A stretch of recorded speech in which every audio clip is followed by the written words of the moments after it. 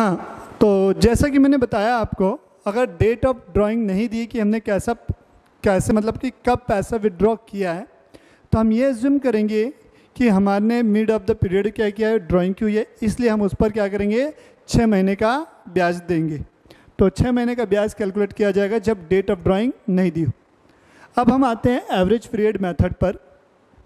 तो average period method कब applicable होगी, जब आप, यानी कि आप कहने का मतलब है पार्टनर, जब फर्म के पार्टनर ने एक फिक्स्ड अमाउंट कहने का मतलब क्या है, जैसे मान लो मैंने 5,000 रुपये निकाले, तो हर बार जितने बार मैं ड्राइंग कर रहा हूँ वो अमाउंट कितनी होगी, 5,000।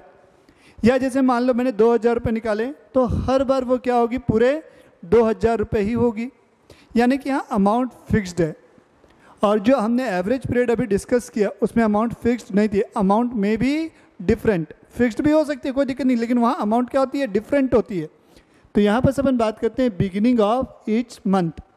तो इंटरेस्ट ऑन ड्राइंग जब आप निकालेंगे तो यहाँ लिखेंगे total drawing into rate upon 100 into 6.5 upon 12, 6.5/12।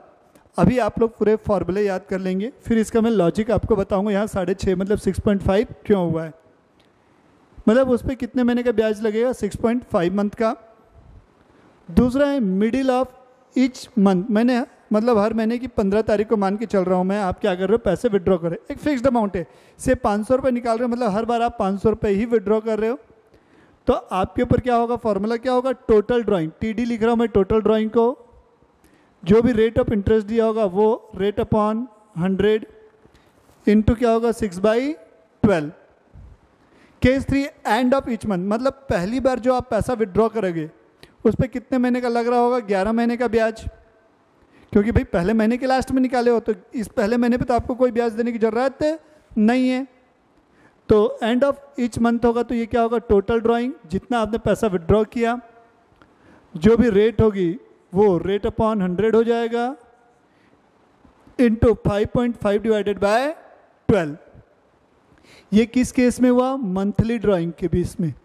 किसके बेस पे हुआ, ये मंथली। अगर आपने फिक्स्ड अमाउंट क्या हुआ है, मंथ के शुरुआती दिन में निकाले हैं, मंथ के बीच में निकाले हैं और मंथ के एंड में निकाले, मतलब यहाँ पर 3 केस हो गए मंथ के केस में। तो याद कैसे रखेंगे, 6.5, 6 और 5.5। ठीक है, अब क्वार्टर पे आते हैं।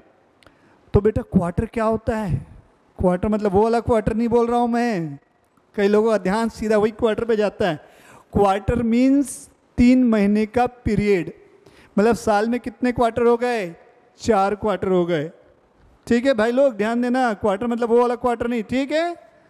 तो ध्यान देते हैं, beginning of each quarter, beginning of each quarter, काम वही कर रहे हैं, बट यहाँ पर जैसे मंथ था तो वो क्या हो गया, क्वार्टरली हो गया। बाकी सारी चीज़ बिगिनिंग, मिडिल और एंड वही है। तो फॉर्मूला हमारा क्या रहेगा, यहाँ पर टोटल ड्राइंग हो जाएगा, टोटल ड्राइंग जो भी आपका रेट है वो आ जाएगा रेट अपॉन 100। कितने महीने का ब्याज लगेगा इस पे, 7.5 मंथ का, तो ये 7.5 डिवाइडेड बाय 12, 7.5 अपॉन 12। अब मिडिल ऑफ ईच क्वार्टर लिखा है, तो मिडिल ऑफ ईच क्वार्टर है, तो ये जो 7.5 महीने का जो पीरियड था वो किस में कन्वर्ट हो गया है, 6/12। मतलब फॉर्मूला वही रहेगा, total drawing into rate upon 100 into क्या हो जाएगा, 6/12। अब एंड ऑफ ईच क्वार्टर रहेगा तो ये टाइम पीरियड कितना हो जाएगा, 4.5 महीना हो जाएगा। फॉर्मूला वही है, total drawing into rate upon 100, but ये टाइम पीरियड कितना हो जाएगा, 4.5 हो जाएगा। तो क्वार्टर के केस में भी 3 हो गए हमारे, बिगिनिंग, ठीक है, मिडिल और एंड। तो ये क्या हो गया, 7.5 मतलब 7.5, 6 और 4.5, मतलब यहाँ देखेंगे कितने का गैपिंग है, 1.5 के गैप में आ रहा है। तो फॉर्मूला याद करने के लिए क्या रखोगे, 7.5 याद हो गया तो उसमें 1.5 कम कर दिए, फिर उसमें 1.5 कम कर दिया, 1.5 कम होते गया। या 1 कम हो रहा था, देखेंगे तो यहाँ पर 6.5 से क्या हुआ, 0.5 कम हुआ, यहाँ 0.5 फिर कम हो गया, यहाँ 0.5 का डिक्रीज हो रहा था, यहाँ 1.5 डिक्रीज हो रहा है। ध्यान रखते चलेंगे, ऐसे याद हो गया तो भी बन जाएगा। 6.5 याद हुआ तो 0.5 का गैप में ले लोगे, यहाँ आपको पहला याद हो गया 7.5, तो आप 1.5 के गैपिंग में ले लोगे, 1.5 की गैपिंग में ले लोगे तो भी बन जाएगा। ध्यान रखना इन चीज़ों को, छोटी छोटी चीज़ें हैं। अब बिगिनिंग ऑफ ईच 6 मंथ, मैं हर 6 महीने में निकाल रहा हूँ, बट वो बिगिनिंग ऑफ क्या आ रहा है, 6 मंथ, साल के शुरू में, मतलब हर 6 महीने के पहले में।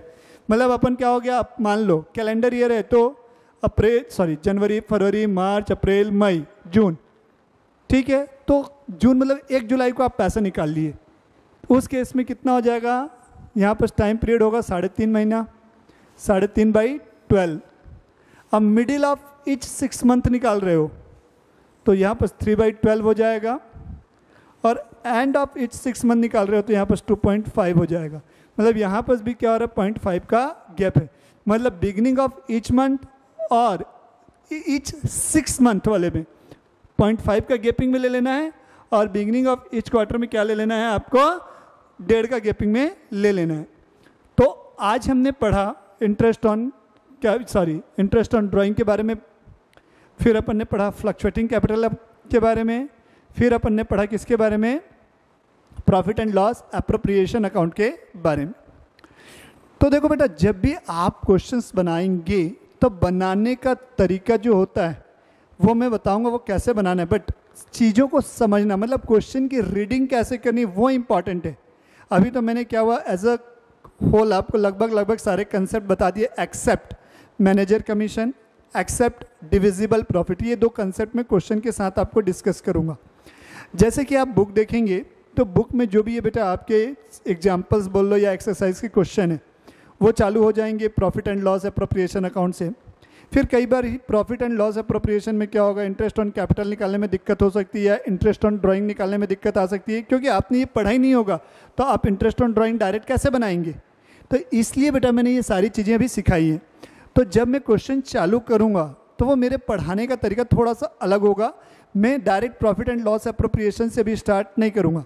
तो जब मैं क्वेश्चन स्टार्ट करूँगा तो मैं कल आपको नेक्स्ट क्लास में, मतलब मैं सबसे पहले आपको बताऊँगा क्या, इंटरेस्ट ऑन ड्राइंग, फिर interest on capital, calculation of opening capital, फिर आपको मैं सिखाऊंगा कैपिटल अकाउंट बनाना, फिर जाके मैं आपको सिखाऊंगा profit and loss appropriation account बनाना।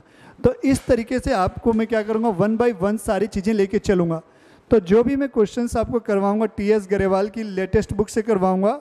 वो एडिशन कौन सा मैं आपको बता दे रहा हूँ, ये एडिशन है 2022 का, TS गरेवाल 2022 वाले।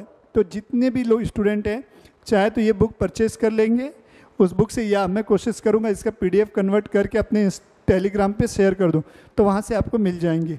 ठीक है, प्लीज़ आप लोग ध्यान देंगे, ये सारी चीज़ों को पढ़ाने का जो मेरा तरीका होगा वो इंटरेस्ट ऑन ड्राइंग से चालू होगा। मैं आपको सारे एग्जाम्पल्स इसके करवाऊँगा, बैक क्वेश्चंस आप लोग बनाएंगे। जिन किसी को भी डाउट्स होगा आप मेरे नंबर पे कॉल कर सकते हैं 8602230831 पर, और सैटरडे संडे रायपुर में ब्रांच में क्लासेस लगेंगी आपकी, तो आप वहाँ सैटरडे संडे को आके आप डाउट क्लासेस भी अटेंड कर सकते हैं। ठीक है, ओके, टाटा बाय बाय।